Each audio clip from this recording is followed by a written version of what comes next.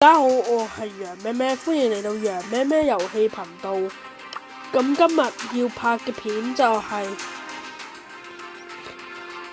開箱高級通行券。咁我已經解鎖咗呢個高級通行券啦，之後後面嗰啲額外獎勵都會開埋嘅。咁而家即刻嚟啦。咁我哋就已經攞，我首先已經攞咗佢100寶石 ，Oh my god 好多。之後就係造型鎖匙，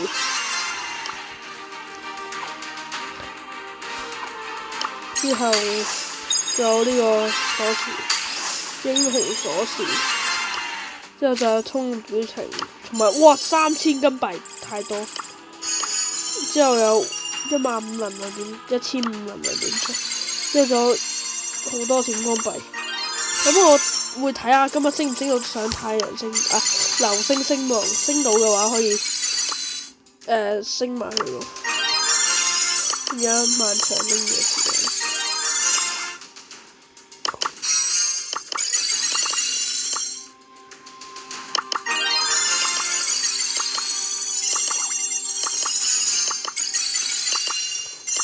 繼續拎，繼續拎。OK，嚟到呢個流星星王啦，終於幾經辛苦裝備咗呢個先啦。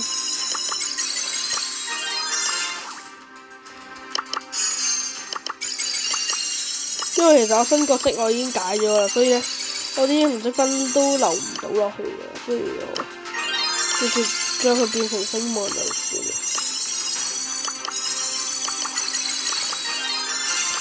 英雄鎖匙。最後嘅英雄鎖匙，佢呢個半人半神嘅稱號，開一個先，都唔升級啦，應該唔好升級嘅。睇下天使先，抽2個算啦，我決定，因為我諗住似睇下賽季結選之後點。所以咁我哋而家唔抽住，咁我哋今日就先我哋就睇下有咩。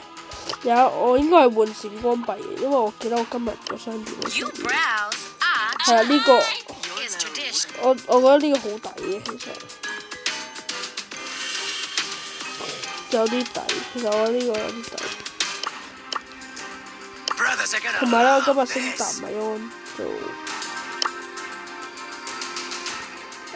11級，就應該會升到升到。咁而家即刻升咗佢。咁如果遲啲升到2000，我會即時通知大家。我會喺 YouTube 度發貼文。咁如果中意我呢條片嘅，記得 like and subscribe， 仲有 comment 同埋 like 同埋 share 俾你嘅朋友。中意呢條片嘅記得訂閱同埋撳埋個啷啷。下次再見，拜拜。